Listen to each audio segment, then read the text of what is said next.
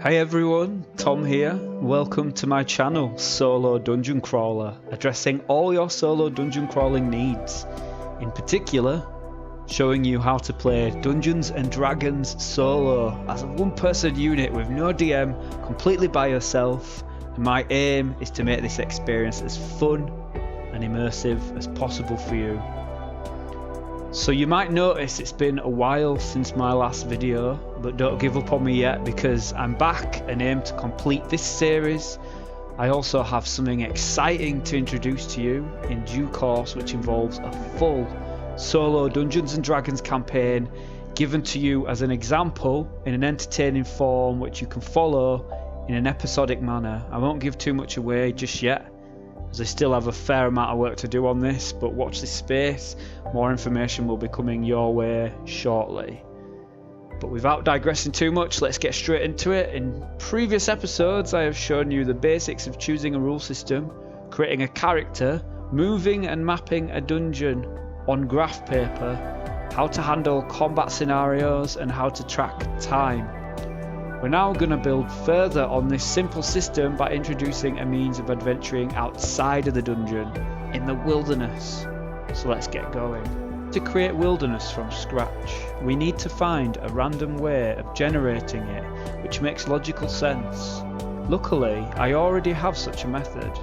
If we cast our attention back to 1979, Gary Gygax and Mike Carr published the Advanced Dungeons and Dragons Dungeon Master's Guide. And if you turn to the back pages, there is an appendix section, and Appendix B gives a great example of how to generate random wilderness terrain. The method works as follows.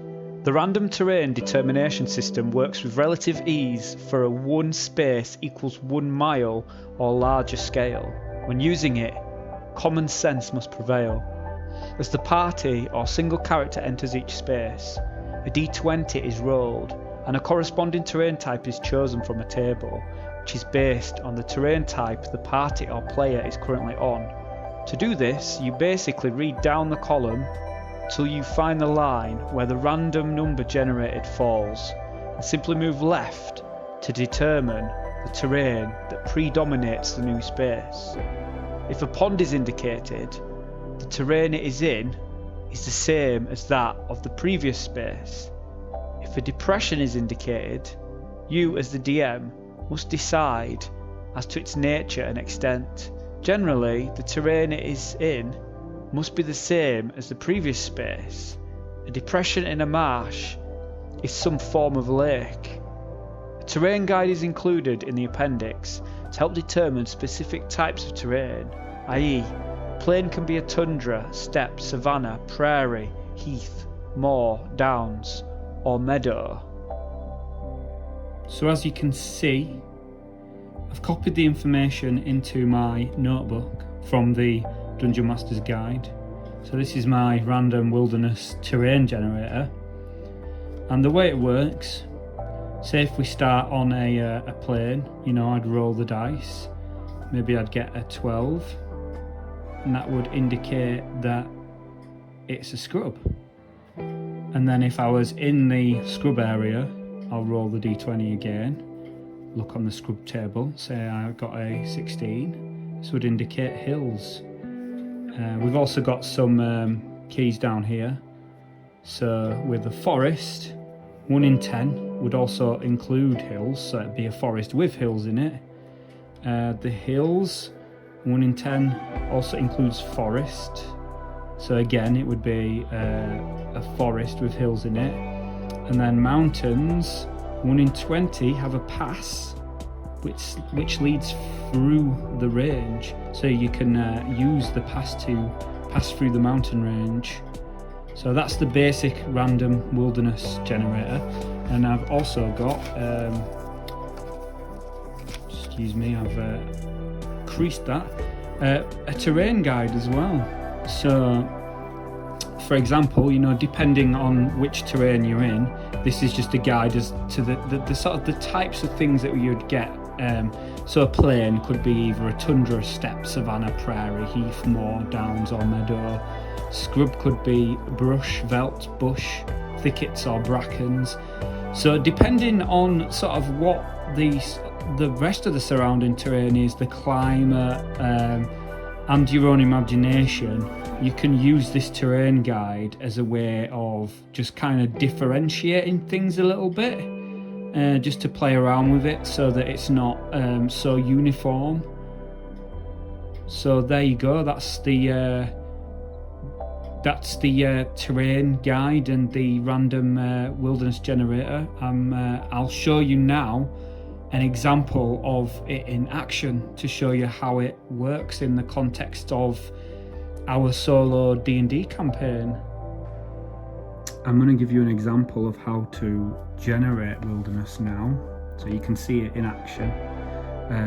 So the first thing I've done is I've put in my notebook a terrain key, just so that when I'm basically like mapping out the wilderness, I know what each hex represents. So I've split it into the different categories: plains, scrubs, forest, rough, desert, hills, mountains, marsh, pond and depressions. And I've created a little very basic key to refer to. You can go into as much detail as you want here. You can use colours, anything. I'm just making it simple just for purposes of giving you an example. So as you can see, I've already started to map something out, but I'm gonna show you basically the procedure in action. So we have our table in the notebook, and basically I've added some numbers down the side to get us going. So basically this is a D20 roll just to decide on what type of terrain you start with, and I'd recommend starting in the very center of your hex map, but it's up to you if you want to change this, but that's where I'd start. So the first thing I'm going to do is roll a D20. Oh, and I got a 20, so that would be a depression. So we start with a depression. So if we look at our key,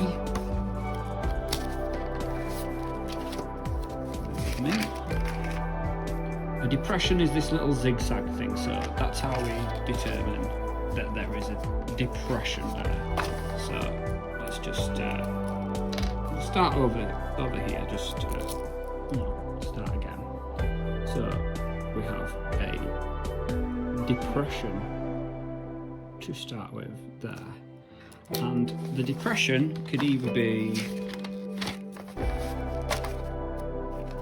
you know, a gorge or a rift or a valley or a canyon. You could use a table to determine this to start off. So we could roll like a d4 to find out what type of depression it is. So a 2 would indicate that it is a rift.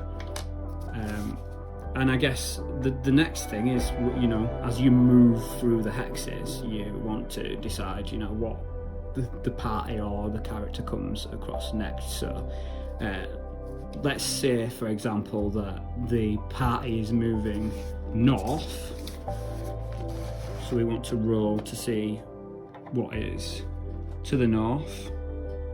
We would roll again. Because we got depression, which is more of a feature than a terrain type, we want to roll again on this initial table to find out what is to the north. So we got a 7, and that would indicate rough. So back to the key, and we can see the rough is these slashes. So to the north, after we move up from the rift, we are in a rough type area. Let's say we now want to move to the northeast. What we would do, because we're in the rough, we would roll on the rough table next. Roll in a d20 again, and we got a 6. So 6 to 8 would indicate that we are still in the rough. So to the northeast, there's more rough. And let's say we're moving south now, so roll a d20 again on the same table. And we've got an 11, so on the rough table, 11 to 15 is hills. So we now have hills, but we've also got these two asterisks, and that says that 1 in 10 also include a forest. So what we would do, we would roll a d10, and if we get a 1, which we didn't, we got a 5, so that means that it doesn't include a forest, so these are just hills. Back to the key. The hills, we have these little bumps to represent hills, so we know that there is hills there. And obviously you would build up basically quite a detailed map of the wilderness, so that's how the wilderness is generally generated. Every hex represents 6 miles. Check for an encounter each hex by rolling 1d6. Roll another d6 to check to see if the party or character is lost. Here is a photograph of the Getting Lost and Encounters table, which I have copied into my notebook and adapted so that all the terrain types that we have in our wilderness generator are covered. As you can see, if you look across the top where the terrain types are, you find out which terrain type you are currently on the hex map, and you make a single d6 roll to find out whether you are lost, and then you make another roll to find out whether there is going to be an encounter. So for example, if you are in the marsh and you roll a d6, a score of 1 to 3 would indicate that you are lost, and then if you make another roll, a score of 1 to 3 would indicate whether an encounter is going to take place. Use a suitable wilderness encounter table to suit your needs when determining what you encounter in the wilderness. In terms of movement, to find the distance travelled in a day, divide the normal movement rate by 5. The result is the number of miles travelled in a normal day. For example, a man who moves 90 feet per turn in a dungeon could travel 18 miles in a day. 90 divided by 5 is 18. The slowest movement rate in a party determines the distance travelled in a party. Terrain affects the rate of travel. The terrain may increase or decrease the number of miles moved per day. For foraging, characters may forage while travelling by slowing their movement rate to 2/3 the normal speed. Foraged foods include nuts, berries and small game. You usually have a 1 in 3 chance of finding enough food to survive. This may be modified due to terrain. Characters can also hunt. If you spend a day without moving, normal foraging is automatically successful, and you might, 1 in 4, encounter some animals which may be hunted for additional food. If you run out of food, your characters will face hunger, needing more rest, travelling slower, being penalised on hit rolls, and gradual loss of hit points and eventual death from starvation. Characters must rest 1 full day for every 6 days they spend travelling. Those who do not rest have a -1 penalty to hit rolls and damage rolls until they do. Full rules for wilderness survival are provided in the expert rulebook of the Dungeons & Dragons BECMI rule set. I will link this rule set in the description of this video. And that's how we generate random wilderness for our solo campaign. I hope you got some value from this video. This series is not meant to be 100% complete.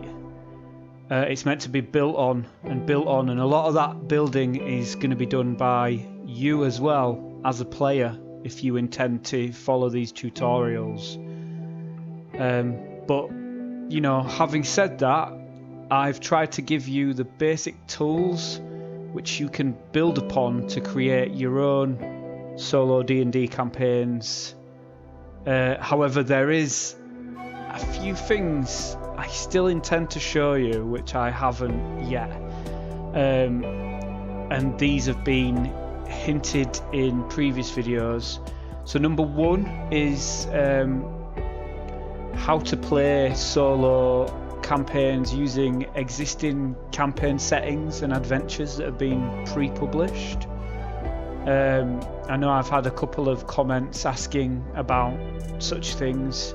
Number two is how to play solo campaigns using a full party of adventurers as opposed to a single player character, and that obviously makes it easier in terms of balancing, because if you've got a full party you can kind of balance out the skills and the attributes to ensure the survival of the party, because these old school rules are definitely very tricky in terms of trying to survive. And remember the exciting update I mentioned at the beginning of this video? Well, to show you the things I've just listed, this will now come into play. So I intend to impart to you a full solo Dungeons and Dragons campaign using a published campaign setting and published adventures written for the D&D BECMI basic rules, which I mentioned in the first video, you know, the rule set that we chose for this solo rule set. So this imparting of information will be done in an episodic form, much like these tutorials that I've been doing so far, but this is not going to take a tutorial based approach this time.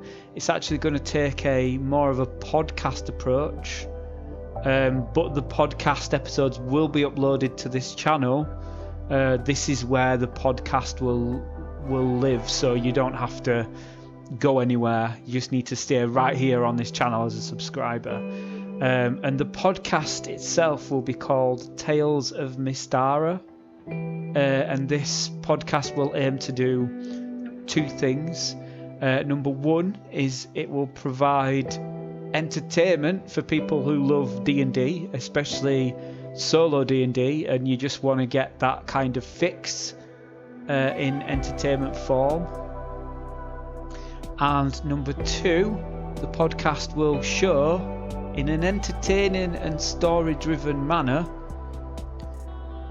how to actually form a solo D&D campaign, much like these tutorials. However, this is going to be concentrating on using the rule set in published settings and published adventures. So it's taking everything we've done so far, which is all about random generation, and pulling the rule set into the context of published adventures and a published campaign setting. So we're still going to be incorporating all the rules that we've developed so far, but this will be done in a different context, and that way you've got a choice, you know, single or party adventurers, and published setting or original setting, or, you know, and published adventures or randomly generated adventures. So it really opens up the possibilities for solo D&D. So hopefully the Tales of Mystara podcast will give you enough insight and inspiration to help build your own solo campaigns. And of course, I hope this series of video tutorials that I have put together will also do the same. Now, I'm not saying this is where this series will end, but I am going to be leaving this series as it stands, because I feel like I've covered the majority of what I want to cover. There may be more videos in the future, but for now I'm going to move on to this new way of imparting the information to you, and let these tutorials stand as they are. So once again, I'd like to thank you. I really appreciate, more than anything else, you taking the time to watch this video and the other videos. You know, I'd encourage you to please leave a comment if you have any questions, things you wish to discuss. and I will endeavour to get back to you as soon as I can. And don't forget to subscribe to ensure you don't miss future content related to solo D&D. And once more, thanks for watching. I really massively appreciate it. And I'll see you in the next session, which will be in podcast form. So this will be under an entirely new playlist. So please subscribe so you don't miss the first episode. And I'll look forward to speaking to you in comments. Thanks again. I'll see you soon. Goodbye.